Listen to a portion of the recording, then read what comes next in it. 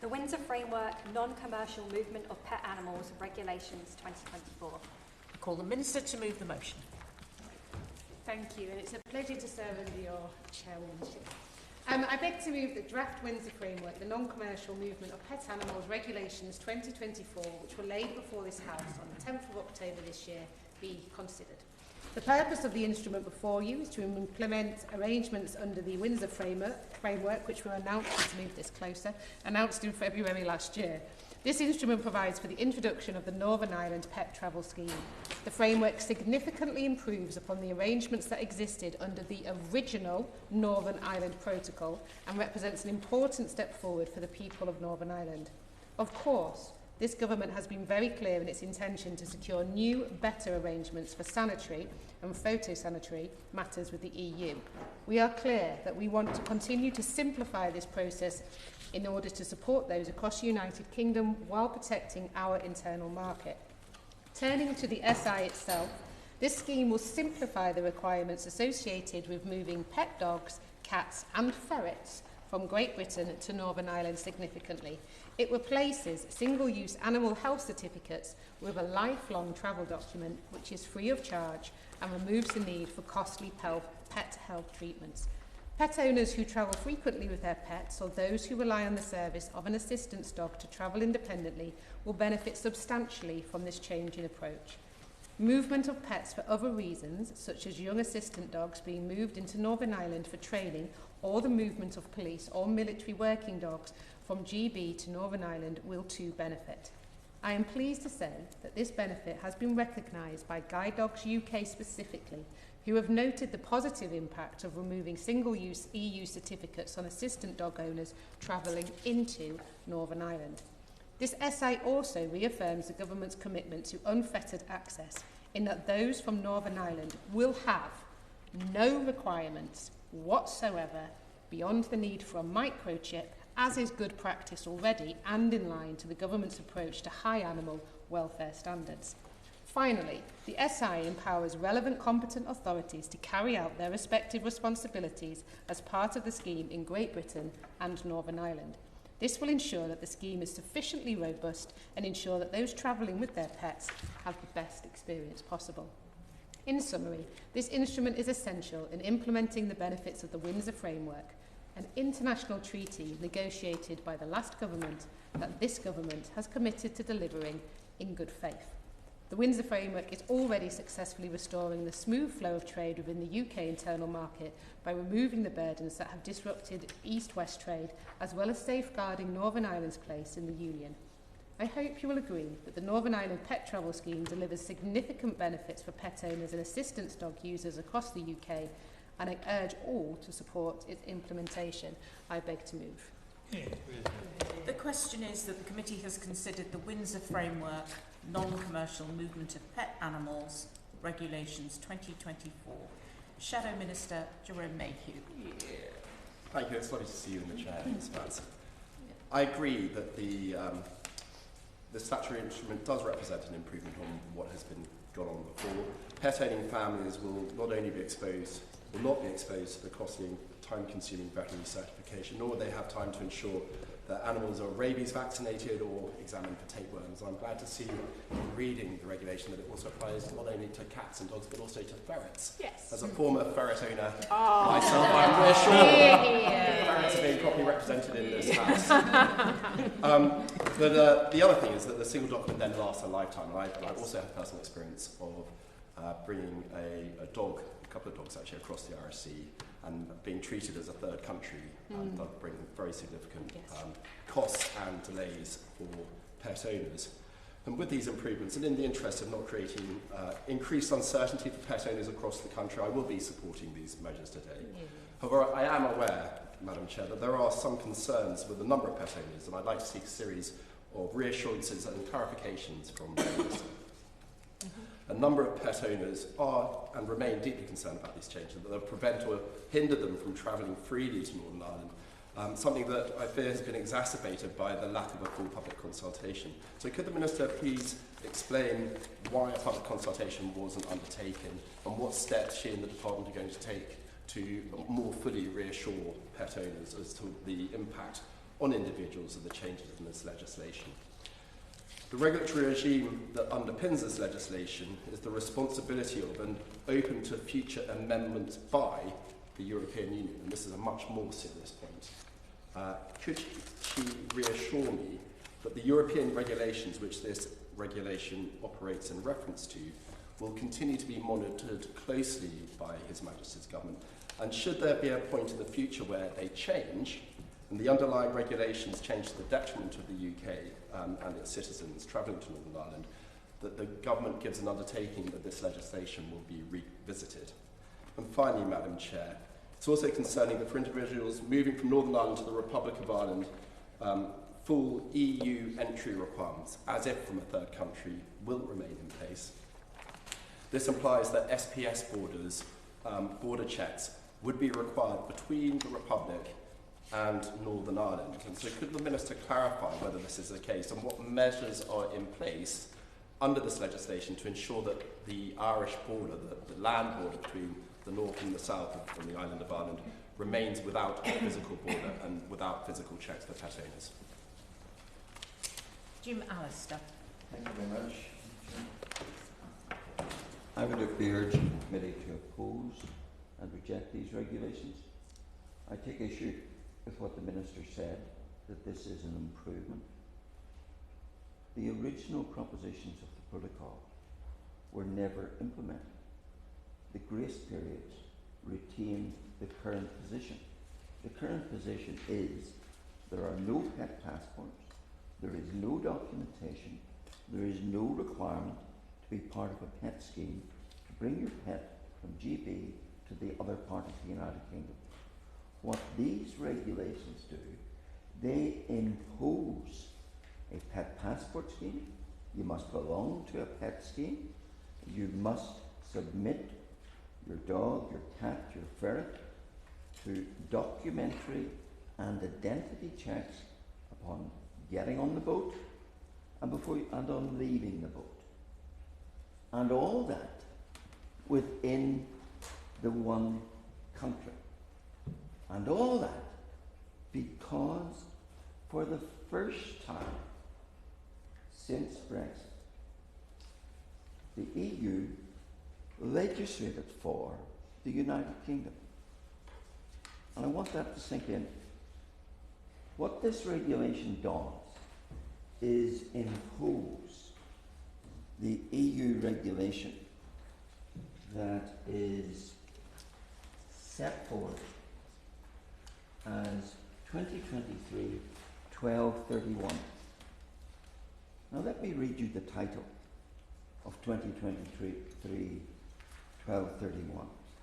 A regulation of the European Parliament, not of this Parliament, a regulation of the European Parliament and of the Council on Pacific roads relating to the entry into Northern Ireland from other parts of the United Kingdom of certain consignments of retail goods, plants for planting, seed potatoes, machinery and certain vehicles operated for agriculture or forestry purposes, as well as non-commercial movements of certain pet animals into Northern Ireland.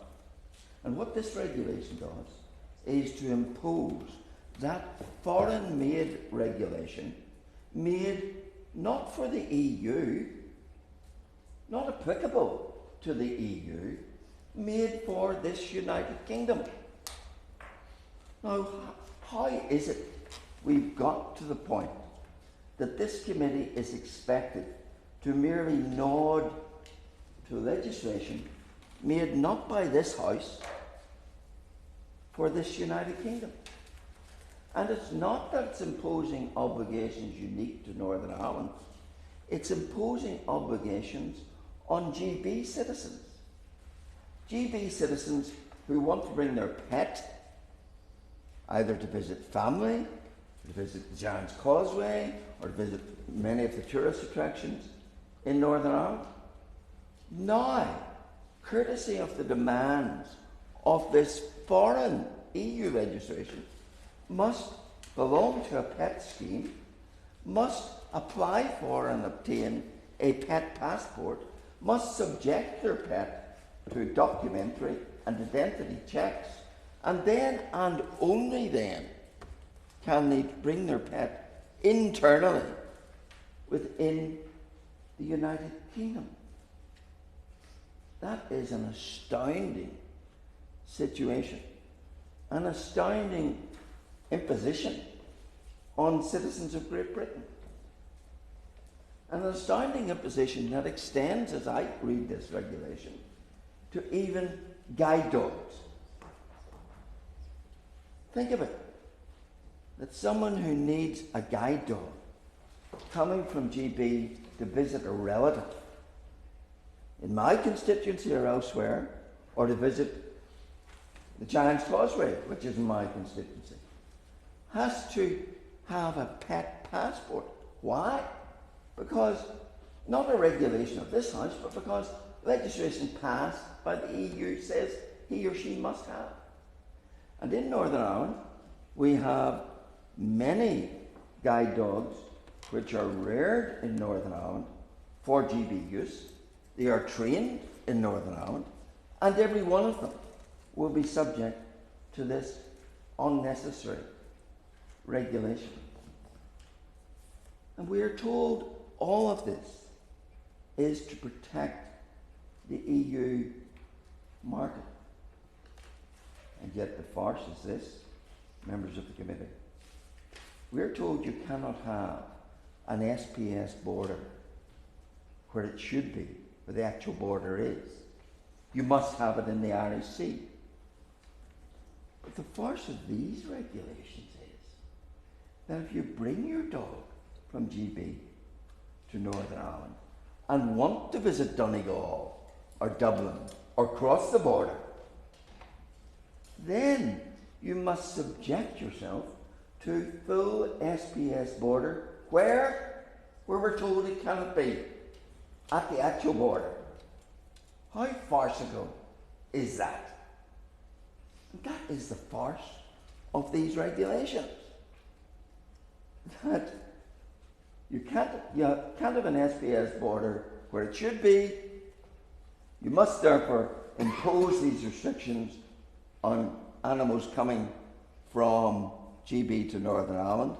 But if you do take your dog onwards to the Republic, then yes, you're subject to full SPS checks.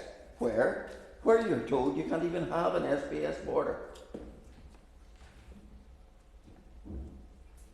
The other dimension of these regulations, and the subservience that you're invited to submit yourself to, is that if the EU is dissatisfied as to the United Kingdom's implementation of these, then under the EU regulation, they can suspend them, they can take whatever steps they wish.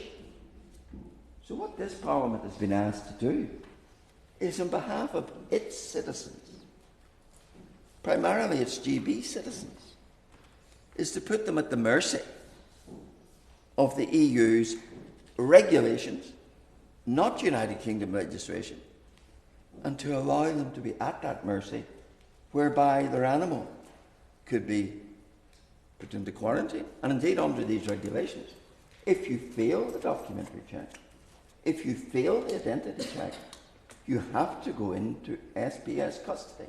That, I assume, means you go into quarantine in your own country.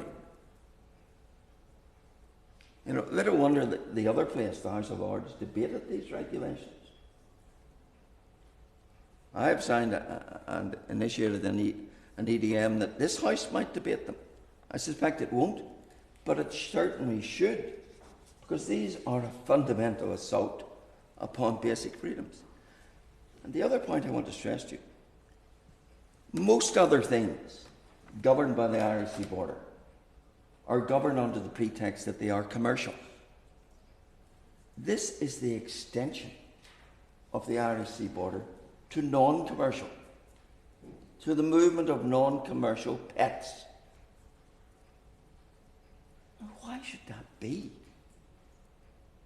And indeed, we're told it improves the present situation. I've already explained why it doesn't. The present situation is free movement. But presently, you don't need to have a cat microchipped or a ferret microchipped. Yes, you have your dog microchipped, but you don't have your cat or your ferret. Under these regulations, a cat, a ferret, along with a dog, must all be microchipped to move within this United Kingdom. Frankly, members, I think this is a step far too far, and that this committee should take a stand on these issues and say, we cannot, we will not put this upon our citizens. And why should we? If all they're doing is bringing their best friend, their dog, with them within the United Kingdom. And that is why I invite you not to approve.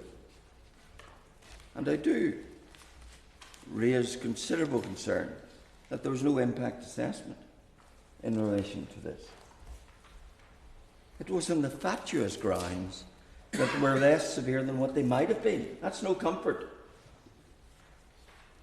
There should have been an impact assessment.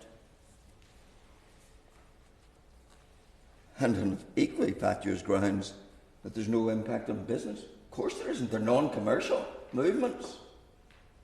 But all the worse that we've now got to the point where non-commercial movements are those which are being dictated to us under these regulations. And as the honourable member has said, there was no public consultation. Why was there not a public consultation? This affects every dog owner, every cat owner, every ferret owner in Great Britain. Shouldn't there have been a public consultation? Particularly as it affects every guide dog owner, which is really where it does cut to the quick in regard to this. So I say to this committee, the case is not made for these regulations, and they should be taken back, because to go down this road is to take a step far too far in terms of being the subservience of a foreign parliament telling us what people in this country can do with their dogs and their cats and their ferrets. Thank you. Thank you. I'm grateful for the contributions in today's debate, and I'm confident that members in all parts of the House will agree with me that this could not be a debate about pets without the mention of some of our own beloved pets. After all, we are a nation of animal lovers, and this allows me to, for the first time, to put on record and mention my two new kittens, Madam Chairman, Megalotron and Lily. Megalotron and Lily. After the sad passing, Thomas became quite famous in previous times for being mentioned as my beloved cat.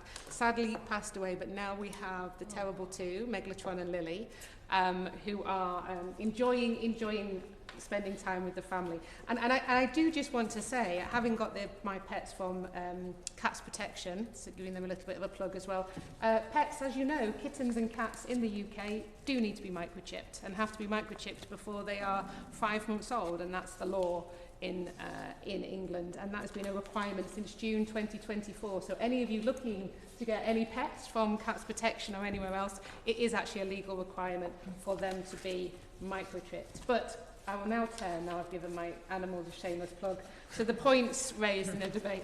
And I'd like to thank the honourable gentleman for his agreement in this and the tone of his remarks. And I do want to gently point out that, yes, there isn't any checks at the moment. But that's because that's a continuation of the situation when we were a member of the European Union. We are no longer a member of the European Union. There has been Brexit, and with Brexit came the Windsor Framework, and the whole aim of the original Northern Ireland Protocol, and now under this framework, is to avoid the need for any hard border, as I'm sure the honourable gentleman knows, in the island of Ireland and between Northern Ireland. And this scheme safeguards that position. The position the honourable member is advocating for is one that doesn't exist. We are not a member of the European Union.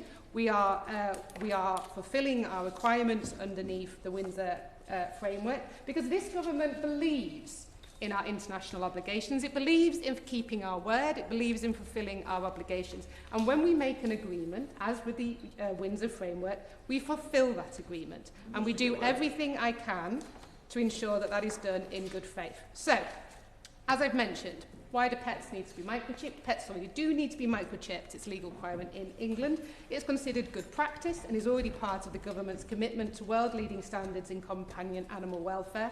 So this reflects existing requirements and practice. On the question around public consultation, the UK government has engaged comprehensively with interested stakeholders through user research with pet owners, ferry and airline companies operating travel routes between GB and Northern Ireland, and commercially owned pet microchip database operators in drafting these regulations. Guide Dogs UK, as I have mentioned, has specifically highlighted the positive impact of removing single-use EU certificates on assistance dog owners travelling to Northern Ireland and the British Veterinary Association, and has outlined that the arrangement will reduce paperwork for vets and health treatment of pets. And there is no change in requirements for travelling between Northern Ireland and the island of Ireland. And I do want to reassure the honourable gentleman that, of course, we'll be monitoring everything very closely. I hope that offers him some reassurance. Any changes will come back to the House. In response to the scheme being more burdensome for the public, the new arrangements will actually create a cheaper and smoother experience for those travelling with their pet from Great Britain to Northern Ireland. This because it removes the need for pet health treatments. The scheme does not require pet health treatments, which are costly because it recognises the rabies-free status of the UK. Also, the pet travel document is free, simple, quick, easy to apply online, and lasts the lifetime of the pet. On the question of checking regime, I must be clear that Northern Ireland pet owners will not face any checks, and there will be no checks for pets travelling from Northern Ireland to Great Britain, and there will be no checks when ferries arrive in Northern Ireland. The scheme must ensure that GB pet owners have a valid pet travel document to mitigate against abuse of the scheme. The new arrangement creates a smoother experience than the current legal requirements and is a significant improvement under the current legal requirements. We're not fulfilling them, but that's because this government likes to fulfil its requirements. The current legal requirements under the old Northern Ireland Protocol. That's the current legal requirements. This is an improvement on it. In regards to questions around the Windsor framework, the framework provides the ability for the smooth passage of goods and pets from Northern Ireland to Great Britain while protecting the integrity of the island of Ireland. This instrument implements arrangements agreed under the Windsor framework, significantly improving upon existing legal arrangements for pet travel between Great Britain and Northern Ireland. May I conclude with summarising the benefits of the new Northern Ireland pet travel scheme. The scheme is new, sustainable, durable framework for non-commercial pet travel between Great Britain and Northern Ireland, which secures the smooth movement of pets within the UK and removes the costs, pet health treatments and red tape. I thank all for their contributions. I beg to move. Thank you. The question is that the committee has considered the Windsor framework non-commercial movement of pet animals regulations 2024.